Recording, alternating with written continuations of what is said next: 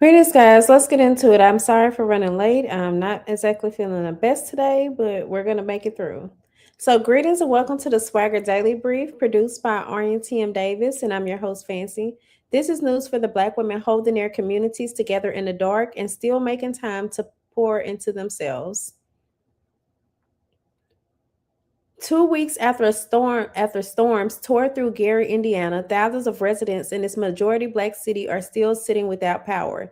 NIPSCO says more than 370,000 customers lost electricity across the region and most have been restored, but pockets of Gary are still waiting and residents are saying flatly they're getting no help. Down in Memphis, another majority black city, storms swept through over the weekend, and by Monday afternoon, roughly 25,000 customers were still in the dark, even as crews worked around the clock to restore power to tens of thousands of others. My thoughts: two majority black cities back to back, both left waiting longer than they should have for something as basic as electricity to come back on.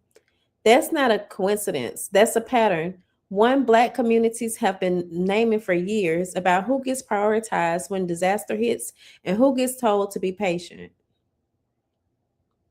If you've ever weathered an outage like this, how long is too long before you start asking who decided you could wait? Um, Being from Macomb, Mississippi, I mean, we endured the power outage after Hurricane Katrina, and that really was a lot. And I remember being pregnant at the time, and it was just like a horrible experience. I mean, this I don't know. I can't say this is on the same scale. I'm not exactly certain, but I just if we're talking about like enduring those electrical outages, that's the one time I've really had to endure that and see what it was like. And I remember just like trying to go to the laundromat to wash clothes, and there was so many people in there, and it was really hard because I had a 2 year old or almost 2 year old and was pregnant at the time, so it was a lot. But have you ever endured an outage like that? And how long do you feel like it is before people are going to start asking who decides you could wait? Why are we the ones waiting? So next up, a story about who's actually showing up for our health.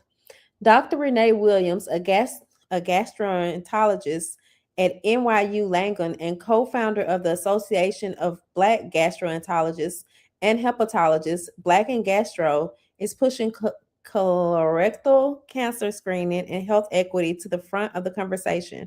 Work she does alongside chairing New York City's Colorectal Cancer Coalition. My thoughts: colorectal cancer is rising fastest in younger Black adults, and most of us were never taught to ask about screening, let alone ask early. Dr. Williams building a whole network of Black specialists dedicated to closing that gap is exactly the kind of infrastructure our health has been missing. My question for you all: when's the last time you actually asked your doctor about a colorectal screening? And if the answer is never, what's stopping you? And I'm going to pause because I know y'all saw me struggling with those words in this particular story. And I actually looked the words up, listened to the pronunciation, but if I mispronounce them, please forgive me. They were kicking my behind. Next, we lost the legend this week, soul and blues singer Benny Latimore. The voice behind the 1974 hit Let's Straighten It Out has died at 86. He spent more than 50 years in the genre, got inducted into the Blues Hall of Fame in 2017, and even landed a spot on The Tonight Show decades into his career. My thoughts: 50 plus years in an industry that chews artists up and moves on, and he stayed rooted in it until the end. That's not just talent, that's discipline. The kind we don't celebrate enough while people are still here to hear it. I'm not gonna lie, I was not aware of him until, I mean, I knew the song, but I never thought about who sang the song as much as I love the song. So it is a little, I couldn't give him flowers then because I honestly did not know who he was at the time. And that I feel bad about that on my part. But definitely one of my favorite songs. So I wouldn't say a favorite song though, because if it was a favorite, I definitely would have known it. But it was a song I like, y'all, just to say that. The question: what's one song from an artist like Lattimore that shaped everything you listen to now and you didn't even realize it? I was trying to think. I was kind of thinking something about oh my gosh. Uh I can't even think of the artist's name I want to say.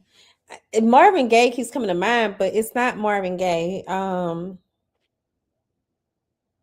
Yeah, I can't think of his name right now, but he was actually a handsome black man. And I like his music, but I can't even think of any of the songs. But again, I told you I wasn't really feeling well, and I am definitely feeling it. So, next story, Whitney Houston is charting again. Her album Whitney, compiling all 11 of her Billboard Hot 100 number one hits, dropped August 8th, right around what would have been her 63rd birthday. The celebration didn't stop there, with the Legacy of Love Gala and her very first Whitney Houston Barbie from Mattel. My thoughts? She's been gone over a decade and she's still topping charts, still getting her own Barbie, still teaching a new generation what a voice like that sounds like. That's not nostalgia. That's a legacy that refuses to be flattened into before. Tell me, what's the first Whitney Houston song you ever heard? And do you remember exactly where you were? I was trying to think what my song might would be. I don't think this was probably the first song, but I'm not gonna lie. Like, I know a lot of people grew up listening to Whitney Houston. That was not what was really played in my house. But I always really like dance with somebody or want to dance with somebody, whatever. I don't even know the correct name of the song, but that is one of my favorite songs by Whitney. And then it was some that came out later. Maybe I was like in the fourth grade or something, like Shoop or something, things along the lines of that I really like.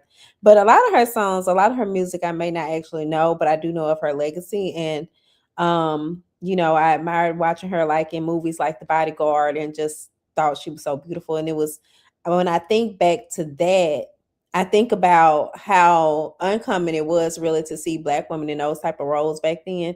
So it was really interesting to see that as a kid, but I didn't realize that as a kid. I just knew, to me, that was something that was major.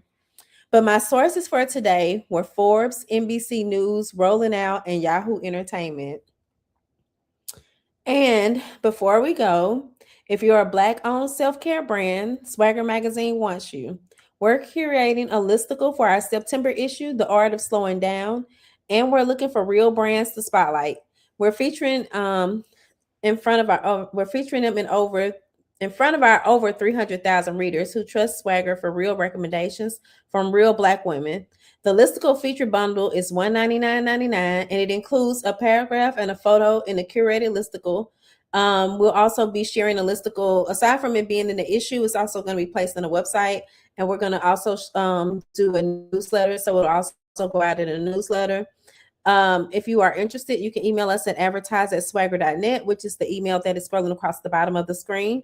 Or you can always reach out to our Facebook or Instagram page, or you could just message me. I don't know which platform you're watching this on, but those are our best channels right there, and someone will assist you.